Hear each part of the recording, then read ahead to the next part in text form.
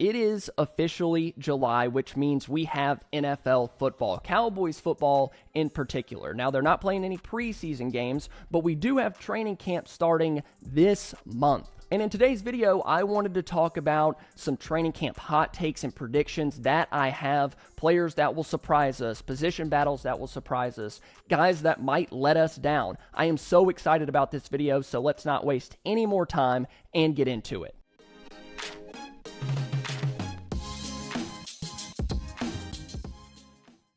Now, I structured this video by starting out with mild takes and then progressively getting more delusional as we go on. There's some in here where even I'm like, come on, what are the chances? But for prediction number one, this one might not even be a hot take to you, but just really a prediction. It's George Pickens is as good as advertised. With all of the hype that has happened with Pickens in Dallas, it's going to be a lot to live up to, and I don't think he's going to have a problem doing that. Now, us Cowboys pages, we don't have media access. We don't get to see mini camp or OTAs. We haven't seen Pickens in a Cowboys uniform. I don't know if they've done 7-on-7s or 1-on-1s or 11-on-11.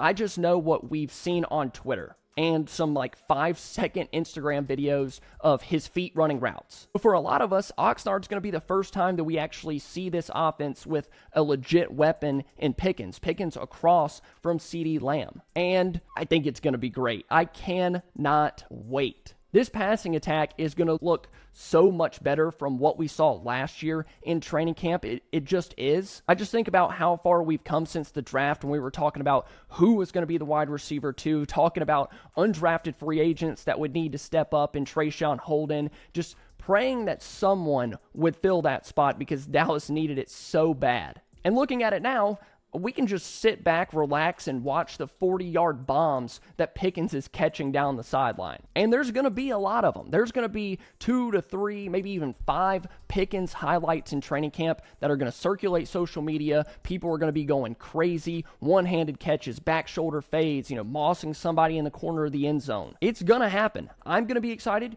You're probably going to be excited. And I think the entire Cowboys organization is going to look around at each other and be like, yeah, this guy was definitely worth a third-round pick. So I'm expecting an awesome training camp from Pickens. It's not really a hot take or even a surprise breakout candidate. I just wanted to prepare you guys for the social media storm that will be George Pickens, and I promise you, I will be making as many videos as I possibly can on it. So if you're not, please make sure you subscribe to the channel. We're pushing for 45,000 subs before training camp kicks off. Now, we got a ways to go here, but you guys can make it happen. If you just hit that subscribe button, join the DoubleMove family, I would appreciate it a ton. Now let's move on to our second candidate, my second prediction, and that is Jake Ferguson is the best version of himself that we've seen at camp. And for some of you guys are going to be like, this isn't a hot take, I kind of expect that from Ferguson. And then other people, which I have heard on YouTube,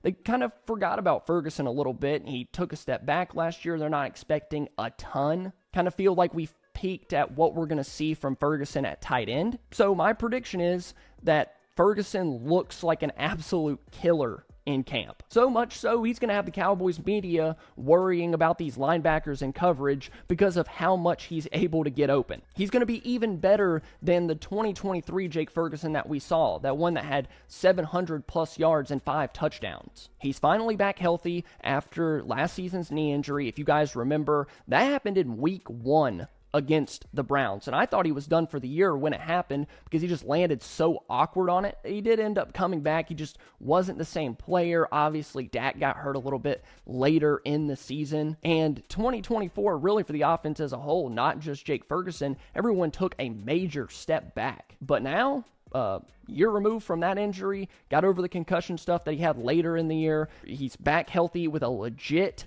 number 2 wide receiver. You have Brian Schottenheimer, someone that's been kind of sitting in the shadows, watching things that, Dallas did well with Ferguson, what they didn't do well. I think it's only getting better from here. And I know bringing Pickens in kind of drops him down the targets rank because it was Lamb, Ferguson, and then whoever was wide receiver 2. Now it's Lamb, Pickens, and Ferguson. But that doesn't mean he's not going to be targeted a ton. If anything, he's going to have even more opportunities down the seam because those safeties are kind of shading towards Pickens' side, or, if you're too high, they're both kind of shading towards those edges because they're worried about the deep ball ability of Lamb and Pickens. And then guess what?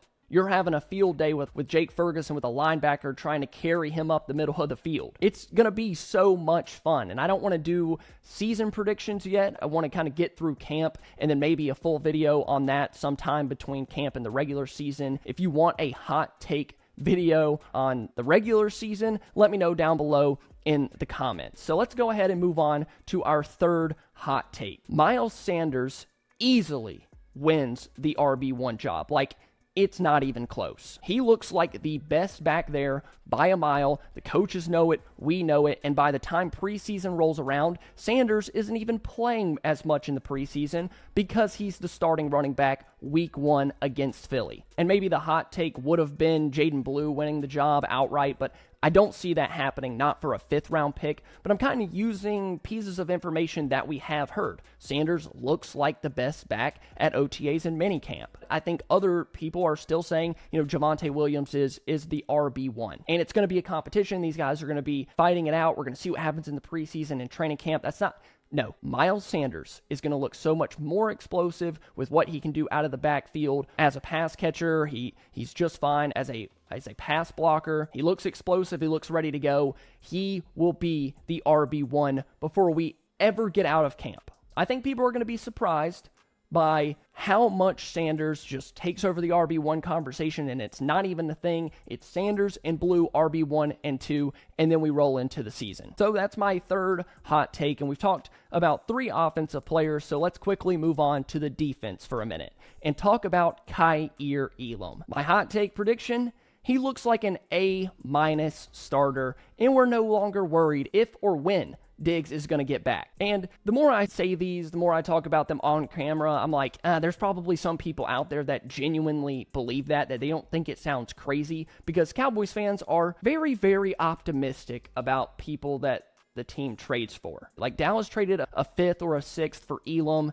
and the truth is he wasn't good in Buffalo. Go talk to the people that that are Buffalo fans, and they're going to tell you he wasn't good. Think about it like if Vikings fans were super excited that they got Nahshon Wright last year in a trade, and they thought that Wright was going to come in and just be cornerback 2 behind whoever they have over there. We would have all been like, delusional, right? It feels like that's kind of the trend with Buffalo fans. They're like, you think this guy is going to be, one of your best corners. But my hot take prediction is yes. And that's saying a lot considering who he's going to have to face off against every single day at camp. CeeDee Lamb and George Pickens. He's really in a sink or swim situation. He's either getting the starting job because of what he shows at camp. We're kind of, worried about why Lamb's getting locked up by Elam, or Elam's making so many plays on the ball. Or he's going to get cut and Dallas just moves on, because that's such a tough assignment for any cornerback. Pickens and Lamb make him look so bad that Elam just gets cut. But my hot take prediction is that's not what's going to happen. I'm saying Elam looks good. Not great, but he's really close. Not an A+. That's great. But an A-, and he looks good enough that we're just like, oh yeah, the corner spot is good with him and Bland on the outside, and we're not even thinking or worried about when Trayvon Diggs is getting back. We have Elam and Bland. That one does sound a little crazy when I put it like that. So let's go back to the offensive side of the ball real quick and talk about Asim Richards. And I wrote on here, Asim Richards, the starting left tackle job. Your 2023 5th round pick, 169th overall, versus the Cowboys 2024 first round pick. A guy in Tyler Guyton that is literally built to be the perfect NFL left tackle gets beat out by a 5th round pick. Richards has been in the building since 2023. He's actually gotten some regular season work at both tackle and guard. And since getting to Dallas, he actually has gotten bigger, faster, stronger. And I don't think it's completely out of the realm of possibilities for Richards to come into training camp and actually outperform Guyton. Now, I don't want Guyton to be so bad that Richards has to start because they're like the offense cannot function with Guyton out there. That's not at all how I want it to happen.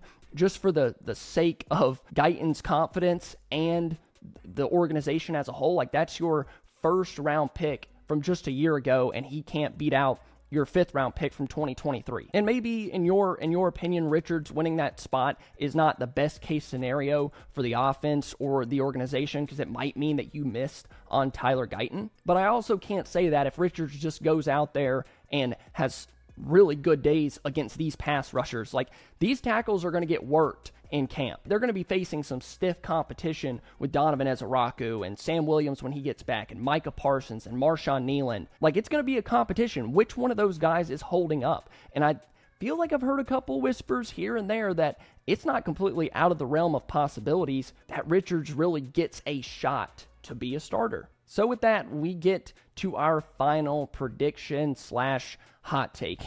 And this one is pretty out there. I'm not going to lie. This one might be a little too hot if you ask me, but we're going to say it anyway. Please, I hope this doesn't age terribly. Jay Toia wins the starting one-tech job, and Dallas doesn't even need to add another one-tech. Initially, when I wrote these out and I was thinking about it, I started with Jay Toia wins the starting one-tech spot. Like, that's how this whole thing started out. And then I thought about how much of a question mark Mazi Smith is. Like, sure, he's gotten better since his first year. He's improved in moments in certain areas. But I don't think a lot of people would agree, think it's such a hot take to say that Mazi doesn't win the starting job. Like, that's not that crazy. Like, I don't think I would be surprised if Toia is better than Mazi. So then I felt like I had to add, Toia is so good that Dallas doesn't even need to add another defensive tackle. They're like, this is our guy right here. This is who we're rolling with. Eberflus, Shoddy, the front office. They're like, dude, what do we have here? There's been a complete overhaul of the defensive coaching staff. Matt Eberflus isn't connected to Mazi. Neither is defensive line coach White Cotton. Like, I guess Shoddy kind of is, but I doubt he's going to be too concerned with what the defensive line is doing and who's getting snaps where. So with it just being strictly a best man wins, Toia is going to be the starter. Week 1, people, a 7th round pick, 217th overall. Now, once again, I haven't been to practices. I haven't seen a whole lot. We haven't seen any clips from OTAs or minicamp with him, which it doesn't really matter because they aren't actually hitting with pads on or anything like that. But this one just feels like a complete shot in the dark. Even with the stuff that I saw on film, I really did like with Toia. He's a big body. He's a hard-to-move guy, a space eater. The overall strength and lower body power is already NFL made. He's not someone that's going to have to come into the league and really hit the weight room because he's not physically strong enough to hold up against offensive guards or centers. But even with the things that I like, assuming that a 7th round pick is going to come in here and be an instant starter and beat out your former 1st round pick and take over the job and just magically start stopping the run, it's crazy, right? But I am going to stick to it. Toia is going to be the best one-tech at camp. He'll beat out Mazi Smith, and Dallas will trust him enough to just not sign another defensive tackle. So if this ages terribly, don't come back to this video. Completely wipe that from your mind. Now, I was going to talk about Sam Williams at some point in this, about what we should expect from him and what he said to Law Nation about what 2025 means for him, but I decided to do it over there on my Patreon. So if you're interested in seeing more unfiltered, unedited stuff, along with film breakdowns, player breakdowns, stuff that I don't put on YouTube, go check out my Patreon. The link will be in the description down below. We're also having game chats and news chats, along with you guys helping me choose what video to make next. So make sure you go check that out. And I really appreciate you guys for watching. If you haven't already, please hit that subscribe button. We're trying to get to 45,000. And I also want to hear all of your opinions on these hot takes predictions. Head down there and let me know. I love you all. Bye.